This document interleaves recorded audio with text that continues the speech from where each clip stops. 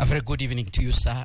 A very good evening to you, listener, and thank you so much for joining us on this edition of Spectrum, coming to you live on Radio 1 FM 90. We are also broadcasting live on our website, which is www.radio1fm90.com. On that website, you click on the icon with the word Listen Live. Now, you can also find this radio station under the different radio listening apps. Those apps can be obtained from the App Store of your smartphone. You download, look for Radio 1 FM 90, and as long as you have an internet connection, you'll be able to listen to us from anywhere across this globe. We do encourage you to be part of this discussion by sharing with us your thoughts. You can do so via the WhatsApp line 0703 090 090, and we will be responding to those comments that you put across. We do value your feedback because you're the reason why we continue to have this kind of discussions to shape public opinion and to influence some of the things that are happening in our country. My name is Kenneth Lukwago, your host, and our topic of discussion today, we are asking a question: how can we make Parliament immune from corruption?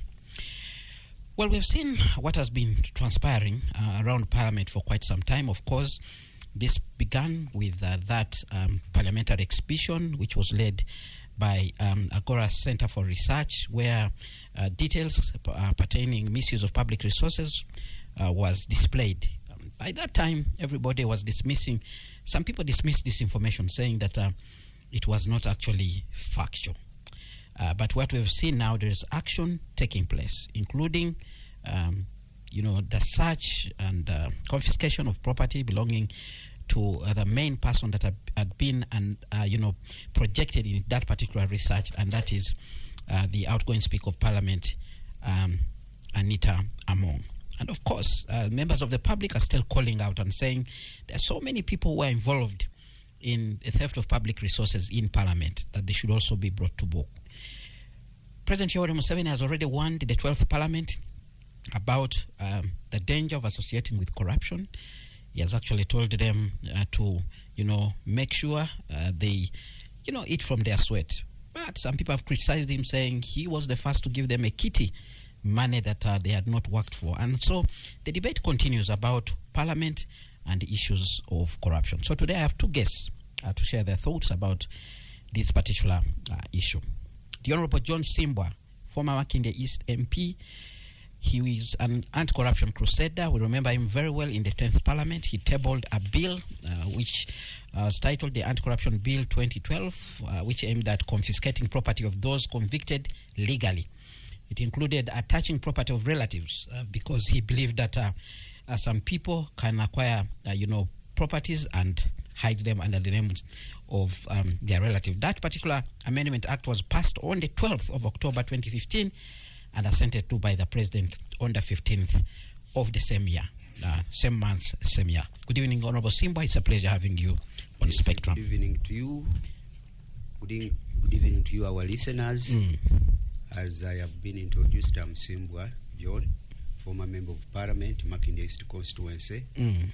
And most importantly, a mover of the Private Members Bill, as Anderson has put it, a private members bill that amended the Anti-Corruption Act, purposely to provide for mandatory confiscation of property, and also to provide for reciprocating states and territories, whereby confiscation also deals with the countries outside Uganda. How do we deal with them? So that was the amendment that was passed by Parliament. That was the 9th Parliament. Not the 10th Parliament. 9th Parliament. 9th Parliament. It was passed and immediately assented to by His Excellency the President. So I'm happy to be back on Radio 1 and I hope the listeners would enjoy our program. And joining us on the line is Ms. Agather Atuhaire. She is a team leader at Agora Center for Research. Good evening, Agather. It's a pleasure on Spectrum. Good evening, Ken, and good evening, Honorable Ssimbwa, and the listeners. All right, and I want to begin with you, Agatha, very quickly, because you and Agora launched this anti-corruption crusade by exposing what was at Parliament at that particular time, some people dismissed your findings and called you all names. It led to some challenges that you faced as individuals. But finally, seeing what is going on, what would be your take? I think what would be my take is that even when we were exposing that corruption in Parliament in 2024, the stakeholders, the powers that be, the institutions that are supposed to fight corruption, I think they already knew about it. I think for us, what we did was to expose it just to the public. So they already knew about it, and as we know, what has become the case in this country is that corruption is fought only when it suits President Museveni and any other really form of abuse of power, because we saw what happened with Kaihura. So many people had been having issues with what was happening at police. You remember the Nalufenya tortures and all that, but President Museveni is not going to act until it's against his interest somehow. So I think the expose that we did in 2024 was mainly for the public. I am very sure that President Museveni already knew about what was happening in Parliament. When you say that President Museveni will only fight corruption when it favors him, how then does this action that we are seeing favor him as an individual? Because one would say that indeed you exposed what was going on at Parliament, and he has decided to take action. No. He's not taking action because of what we exposed at Parliament. Because it was exposed, fighting corruption because of what we exposed, Anita Among wouldn't be the only person that is being investigated right now. It would be Adolf Mwesiga Kasaija, who is the clerk and accounting officer of Parliament. It would be the office of the Auditor General that allowed all this corruption go unquestioned for how many years now? 5. It would be the entire leadership of Parliament, that includes the Deputy Speaker and the Commissioners of Parliament. And it would also, I think, be Bank of Uganda and Ministry of Finance, because those are responsible for our money as taxpayers. And also, I don't know if you saw the vouchers that I published yesterday, where now that money was being picked directly from Bank of Uganda. So it's good that Anita Among as the head is the first one they are going after, but we need to see, for us to believe that this is a fight against corruption, we need to see other people also being held accountable. And if I can take you back briefly to the Iron Sheet saga, it was still only Agnes Nandutu out of about over 10 ministers that is now in prison. So the question is, why are we fighting corruption selectively, leaving some and prosecuting some, and then we want people to believe that we are fighting against corruption? Also, how they are going about it is that it's the CDF that is at the center of this. I do not know the CDF's role in fighting corruption, because constitutionally he doesn't. And now you are fighting corruption, but you are appointing the next Speaker of Parliament. If the CDF, who is part of the system, you're pointing to, that is what I'm talking about. And I wrote it in my book. When you look at Parliament, corruption in Parliament, it doesn't start within Parliament itself. It starts from Ministry of Finance. There is collusion between Ministry of Finance and officers of Parliament and the members of Parliament. They bring up a budget that many members of Parliament cannot scrutinize, because many members of Parliament don't want to read. And these are big documents, big books with many figures. So what happens is that they hide a lot of money, bichupuli money for corruption within these budgets. And when these budgets are passed, members of parliament get kickbacks from these institutions. So that is also another area where the president needs to put a lot of interest, because this is an area which is not easily discoverable. Many people don't know how money passes underground there. And they even in procurement in parliament. Procurements of parliament are so hidden from the eyes of the public, from the eyes of the members of parliament, that whatever is done under procurement in parliament also embeds a lot of corruption. I heard Agather talk about the president only coming in when it benefits him. I have worked, I can't say close, but I've worked in the ministries of the presidency and in our former NRM secretariat for many years before I joined the parliament. What I have come to learn about President Museveni is that when he loves you, he loves you. When he hates you, he hates you. And this is a contradiction, this is a problem to him. Many people have been talked about to have been involved in corruption.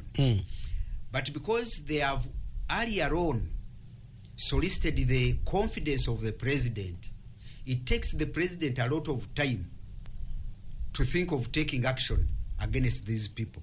This has happened to many people in his government. But it is also doing a disservice to the public, to the country. By the time the president comes out, a lot of damage has been done. But this is this is how he is. Is that a weakness or what? I think it is a weakness on his side.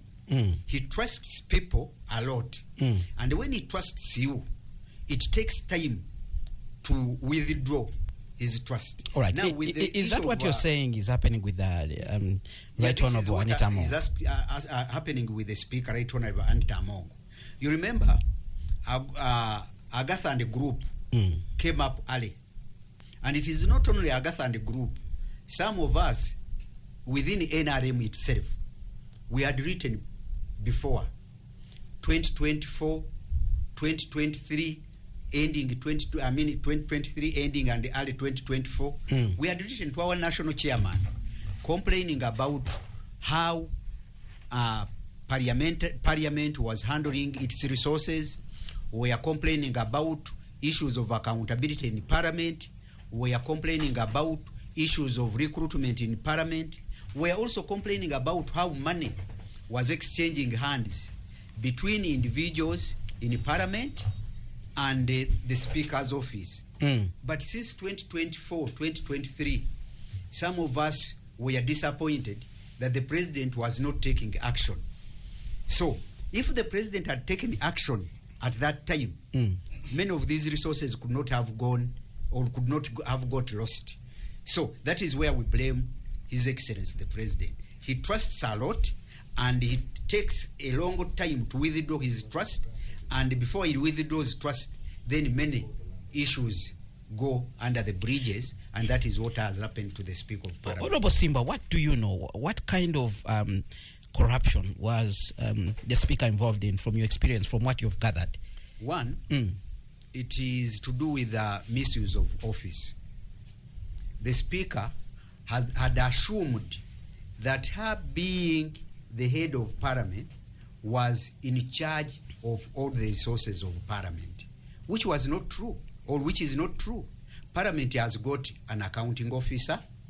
Parliament has a budget, which it must run like any other institution, and this budget must be controlled by the rules or the laws that govern public resources. So, on her part as Speaker of Parliament, she assumed that being the head, she was in charge of all the resources. And that is why you saw, like Agatha's group put it out, money was being withdrawn and taken to her as if she was running a family or an individual business. That was one. The second issue was to do about procurement. The Speaker assumed the role of the procurement committee of Parliament. You could see her making contracts with her own radio station, giving it money as if she was in her own farm. You remember at one time She signed a contract with Hama Bokede Mama FM, giving her a contract. I don't know whether to do what of around 3 point something billion annually. And that is a role that is not supposed to be played by a Speaker of Parliament. Then 3, the recruitment. We saw in many instances, even before I leave the issue of procurement, you saw what happened to procurement of vehicles in Parliament. Buses, procurement of vehicles for the office of the Speaker. It was the Speaker like buying the vehicles herself. Then it comes to recruitment. Recruitment in Parliament. How many people joined Parliament under the Speaker's tenure? You find out that more than 300 people joined Parliament, passing through avenues that are not the normal avenues of joining the worker force in Parliament. So all these were acts of corruption. All right. And this, I think it is right that the Speaker gets investigated, and if she is found culpable, let her get prosecuted like any other person. All right. Yeah. Let's go back to Agatha. Agatha, are you back on the line? All right. You had the submissions of Honorable Ssimbwa, but like I had promised the listener, we want to know exactly what you exposed from Parliament. What are some of the issues that stick out when you see what has been going on in the August House? So part of what I heard from Honorable Ssimbwa is when he mentions the Parliamentary Commission budget. So this started way before I've been telling everyone that wants to listen that the corruption in Parliament didn't start with Among. She just came and took it to another level. You and I think, even you have covered Parliament, Ken. Every time we would be covering the budget process, we were sitting through the legal and parliamentary affairs scrutiny of budgets of the MDS under it. But every time it would be the budget of the Parliament, of the Parliamentary Commission, would be chased out. That was even during Kataga's time. Now, it got worse during Among's time that even some MPs on that committee were never allowed to see that budget. I know how many times MPs like Jonathan Odu would fight to access that budget. So you have the Parliament that has the leeway to give itself any monies it wants, right? They increase their payments and emoluments and benefits. They increase their budget. The budget of that Parliament increased by more than double from the time Among became Speaker. I think it raised from 600 billion to 1.1 trillion by this time. And because that was catering for the increments in the budget of the offices of the Speaker and the Deputy Speaker and the Director of Corporate Public Affairs, the one under Obore. For example, the Speaker's budget moved from 4 billion in the financial year of 2020 and 2021 to 19 billion now. Their per diems moved from $900 for the Speaker per night to $4,000. Now, add that they passed so many policies that were so illegal, as a commission, including that the Speaker and Deputy Speaker, and I think when Lop was Mpuga, for Lop, they gave him benefits that are personal to holder, that are not part of that office, so that a successor of the Lop of Mpuga can enjoy them. Part of this policy that they came up with was that the Speaker and Deputy Speaker will have, I think, a month, if not two, I need to check that, of a vacation, like a trip wherever they want to go, and that trip is catered for by taxpayers. I think you remember a slip that first showed up at the beginning of parliamentary exhibition, showing Among getting 499 million shillings as per diem for annual leave. That's the most ridiculous thing. You cannot pay per diem for leave. The idea of per diem is that someone is out on official duty and you are taking care of There are expenses there. But that sleep had her and her husband getting getting annual leave, per diem for annual leave. So those are the things we discovered. And the recruitment that I had you talk about, I don't know how many times I have written about it, but ever since this term of parliament began in 2021, there has never been an advert for recruitment in any newspaper. But the workforce in that parliament, the number of staff, has more than doubled. So she has recruited about 500 people, actually over 500 people, without following any recruitment processes. Now, remember that when she brings them in, she's not replacing anyone, because you cannot fire people just because you don't like them. But you know how public service is. So people would be put on category. You have like 5 directors in that parliament that have no deployment, that don't do anything, because she preferred to get her people that she preferred and put them in those positions of director. I'll give you an example. There's a guy called Adilo that who is an interest like her. Most of them actually are from Teso region. Adilo is the director of human resources, but when you see all the vouchers were putting out there, Adilo was receiving money for activities, for outreach programs of the speaker and whatever. But what has human resource got to do with outreach programs of the speaker? Agatha, please do hold it there. Do hold the line. We're going to get back to you shortly.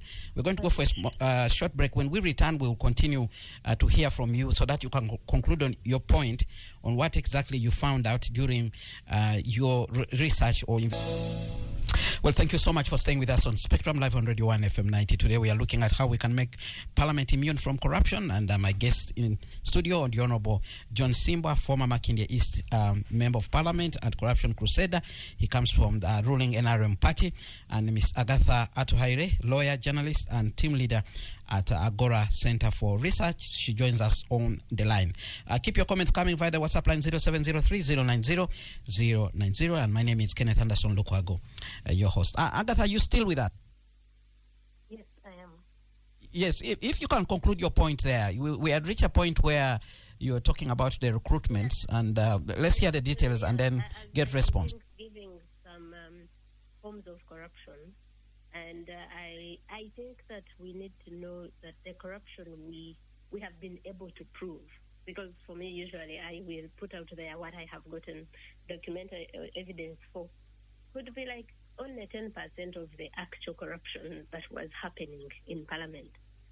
I will tell you authoritatively, for example, that this financial year that is ending, the only money that was released, allowed to do what it is supposed to do from the parliamentary budget, is for salaries. So go to the parliamentary budget, see wages, and know that that's the only money that actually went to what it was supposed to do. There has been no money for committee work. There has been no money for field. There's been no money for any travel. There's been no money for anything. Among diverted all that money to go and run campaigns and spend it on her elections. And that explains why. Like I have showed in the documents I put out lately, this is now fresh evidence. It's not the one of the 2024 parliamentary exemption. This is fresh evidence that shows that the money that has been able to be traced, I mean, at least where there is a paper trail, the money that went to among the fictitious activities, because they are fictitious. If you get up and say that someone spent billions on an outreach program, that's not part of the Parliamentary Commission activities. Then there were so many billions, about 30 or 40 billion spent on what they called Parliamentary Commission operations. And that amount, which was withdrawn between July 21st, around 20th of July, and February 2026, I think that's about 7 months or so, was 50 billion shillings. It's not accounted for. I also need to add that we had followed up the parliamentary exhibition of 2024 with another investigation into what they claimed was corporate social responsibility budget. We need to talk about that more. There is a budget for corporate social responsibility, which is over 50 billion every financial year. We start with the fact that a parliament, an arm of government, is not a corporation. So it doesn't have any business having corporate social responsibility. We also go to the second issue of where that money is spent. The abuse it allows that a speaker will decide where to put that money. That's number two. Number three is that money didn't do anything.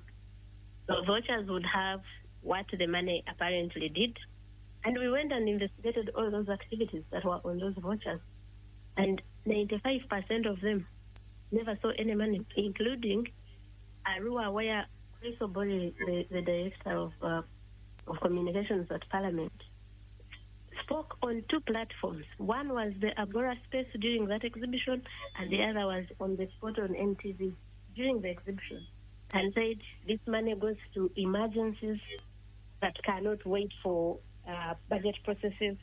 And he gave an example of Arua Hospital, where they apparently used the money to buy solar panels. We went to Arua Hospital, there were no solar panels. We went to a place in Namaingo, where they claimed that the money had built a structure for the health center for there. There was no structure, nothing. I mean, like I told you, I think the only places where we found that things were done was a place in Kabarole. That money went to the Clerked Parliament, and the money was for building a mosque, I think, and another mosque in Mbali. But everything else, where they claimed to have spent 17 billion, because that time the vouchers we had were totaling 17-point-something billion. We put it there under a hashtag of Parliament, I think, CSR haste or something like that. So all that we've done all that, and the speaker kept just feeling more and more. I think when she got away with the first, I remember my first big story about Parliament under her tenure was the story of importation of cars worth about 4 billion, I think, the luxurious cars for herself and the deputy speaker in 2022. So I think when she got away with that, because that time she even disbanded the contracts committee, which was to allow her use a little known company called Atuhaire. Interestingly, the same company that apparently got her the Rolls Royce that wasn't problems for her. And of course, that time I remember the Monitor trying to find out about the Atuhaire company in London back then in 2022, after I put out information about that irregular procurement, and it was non-existent. It was a briefcase company. So for me, I think that when she saw that she could get away with one thing, she did the other, and she, took it to a whole other level. And all that was under us having institutions that are not doing anything about it. When we did the exhibition, we even wrote to the IGG, and there was nothing. And then you have other agencies. You have the Office of the Auditor General that is supposed to audit parliamentary expenditure. Nothing. Because at the end of the day, and which is another form of corruption I want to end with, which is in budget processes, that MDs would have to first give a bribe. I mean, there was like a kickback, a percentage you're giving if you want your budget to be increased. It's the same issue that led to the brief imprisonment of Sisi Namiju, Yusuf Mutemburi, and I think Kamba. So that was a racket where she had her people on the budget committee who would negotiate, and all of them were eating from that. Who would negotiate and say, if the Auditor General comes and says, we need a budget increment of 5 billion, they would say we are going to give you an increment of 8 billion and you give us 5. And that was happening. And the president had ever even mentioned it to Sisi Namju before Sisi Namju was arrested. I think that was during the budget process of 2023, where the president met the budget committee. I think he also wanted something as usual. I wanted them to pass something that they were uncomfortable passing. I don't remember it. I think that time it was money to be given to Inspire Africa. And he said, I know you guys are also corrupt, so you just give me what I want. Then he mentioned, isn't that true, my daughter Namju? So it had become just transactional, that the president would turn a deaf ear because he also wants something in return. All right. It's unfortunate, Kenneth, that it even would require the president to fight, because we have institutions that we should allow, that should be allowed to fight this corruption. And where they have not fought it, they should also be held accountable. What has the IGG been doing? What has the Office of the Auditor General been doing? What has PPDA been doing when all these procurements were happening? You know? Yeah. All right, you raised very fundamental questions here. Let's come back to Honorable Ssimbwa. Honorable Ssimbwa, we've had it. Agather giving us more details about what has been transpiring. One would say, is it laxity on the part of the institutions, like she points out? The institutions are not serious? Is it a powerful individual out-marshalling the institutions because they also get budget through the parliamentary process? What could be the issue? First and foremost, just allow me. Somebody has just sent me a message here. Just allow me to comment on it, and it is about to do with what Agatha has been saying. Somebody was saying, why don't you allow, or why doesn't government allow Anita Mong to own a Rolls Royce since she has got the money to buy it? You say, I want to tell the public that leadership comes with the responsibilities and restrictions. As she has been saying, that this vehicle came from, it was a gift, and some of her supporters have been saying it was a gift given to her on her birthday. People must know that when you become a leader, gifts are restricted. If you are a leader at her caliber or any other public officer, when you get a gift, you must declare it to the IGG. And when you declare it to the IGG, then the IGG should decide where to put it, either to dispose it of, or if it is money, either to put it in the consolidated fund, and that is what goes with leadership. Because you're receiving it as an official you are of receiving Uganda. it in your official capacity as an officer of the government of Uganda. So it is not about leaving her to own. Because of her position, because of her leadership role, she must abide by the leadership code. So you're suggesting that the Rolls Royce, if it was a gift, even like if she it was said, a gift, then it must be that. And if it was not a gift, bought by her own money, then the IGG or any other investigative arm of government must find out, is it commensurate, the money she spent on the vehicle, was it earned through legal means? If it is not, there is already another case of illicit enrichment. This is under corruption. So all this must be allowed to be investigated. Then if it is proved otherwise, we shall find out, or we shall come to know. But you're saying it's a requirement that as a government official, when you receive a gift, you have to declare it. So long as a gift is above 200,000 shillings, 200,000, mitwala abiri, 200,000. If it is above that, you must declare it to the IGG. And if you don't declare it, you are going to be investigated, prosecuted, removed from office, or cautioned. And what is being done, if it was a gift, is in the right direction. That is what the law says. So when you become a leader, you must accept the responsibilities that comes with leadership and the restrictions that comes with that position. All right, very quickly as you wind up. Back to what you asked. You see, we have got a problem with these anti-corruption agencies. And as Agatha puts it, it is really a very, very big problem. Many people are given these positions, but they fear to serve or to do what they are supposed to do. Do they fear, or they are powerless? No, they fear. They have got the powers under the law. But because they must go and beg for their budgets from the speaker or from the powers that be. Some of them get reserved because of that fear. How do you investigate the speaker when you are going to go to her or to him to ask for a budget? That is one bad thing. Then the other one, many people fear to take a positions before getting to know what the president or currently what the CDF is saying.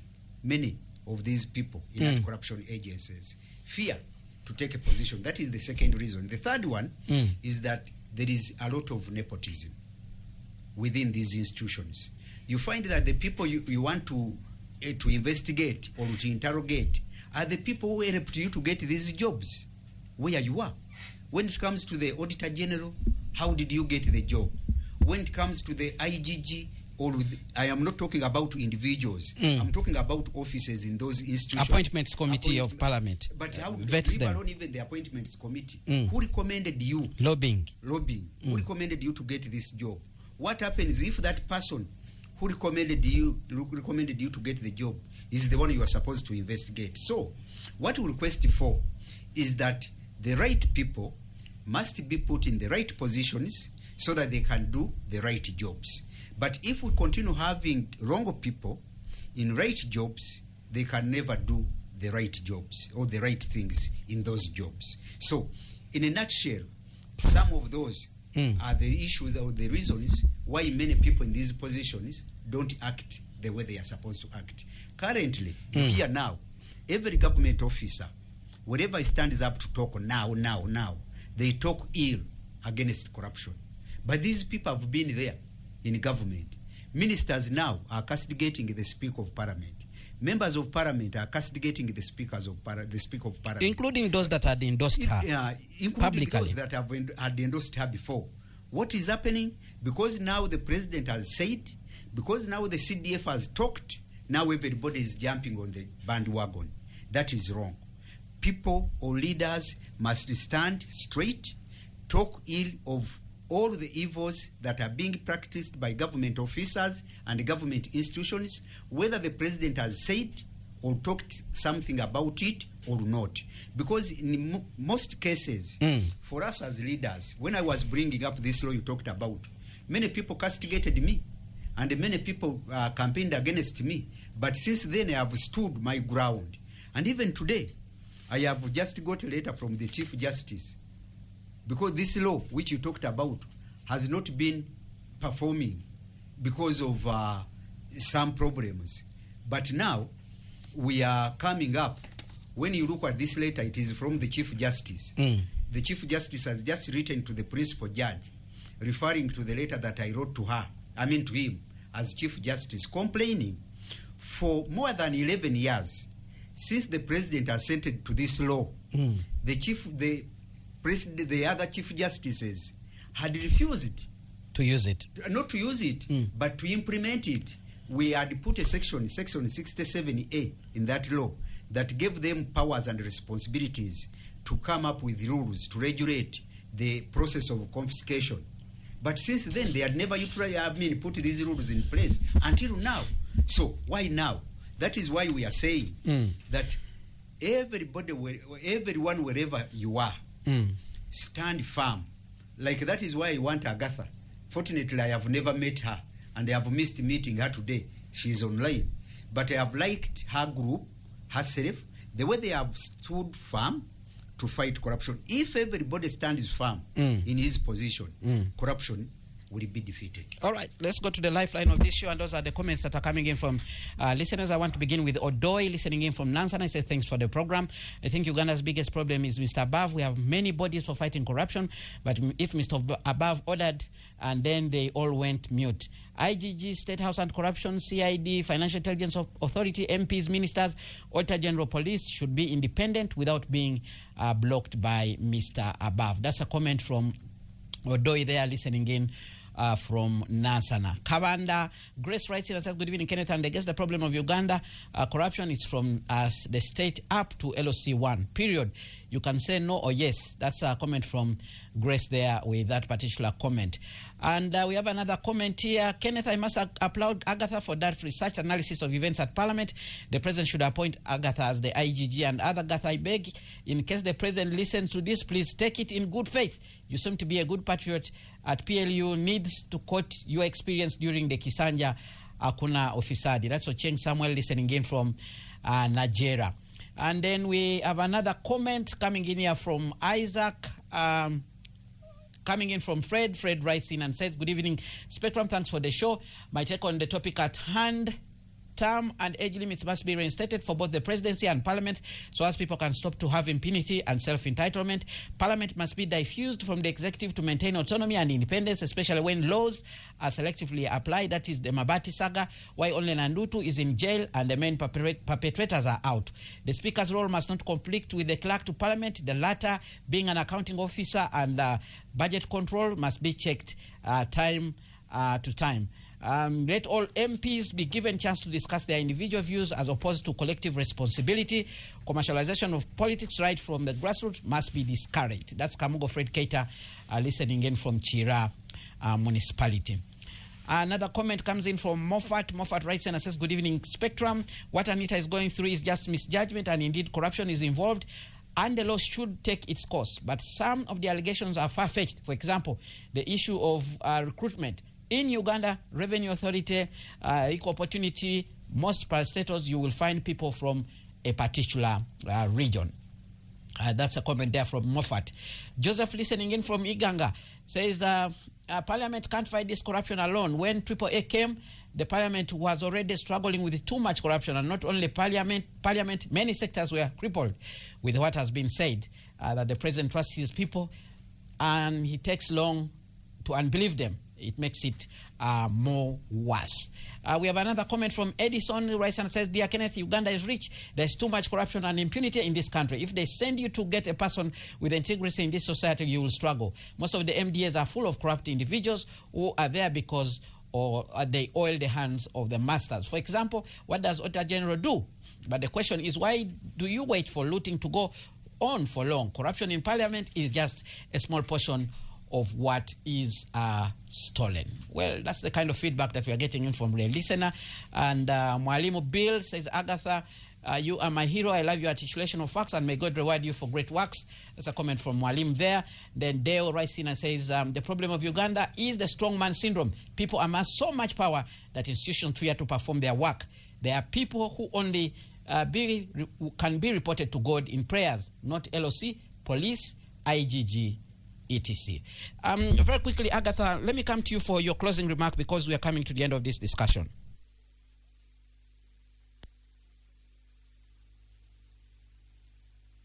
Also, there's no prompt. You just want me to give my closing remarks? Please, your closing remarks, and probably responding to some of the issues that have been put across. Is somebody who actually thinks you should be IGG? I have heard that a lot. But I do not think in this. We know how people are appointed into offices in this country. I do not qualify in that way, because they want people that are loyal to them and people that will not question them. Actually, people are not put in those offices to do anything. Maybe to also tell Honorable Ssimbwa that I think I met you in the 9th Parliament. I was covering Parliament then, but I probably never interacted much. Thank you for... and the people that are online that appreciate our work. So I am sure this is the right time to say that we have been fundraising to continue doing this work. And we also have written a book about the Uganda's transition question, that we want to sell and use the proceeds to continue the work that we do at Agora. But maybe lastly, to say that people should stop pretending that they want to fight corruption, because this is what we have been told since the NRM came to power. I think fighting corruption was either number 6 or number 7 of the 10-point program. But what we've seen from the time of the junk helicopters, from the time of privatization, is President Museveni just defending is the one that protects the corrupt.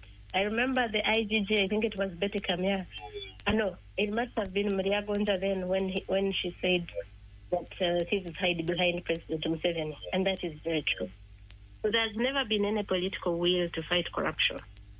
And I hear people who support his son and PLU say that for him he's serious, going to fight corruption, but it doesn't look like it. The person he's fronting for speaker was involved in the iron sheets scandal. He took 300 iron sheets.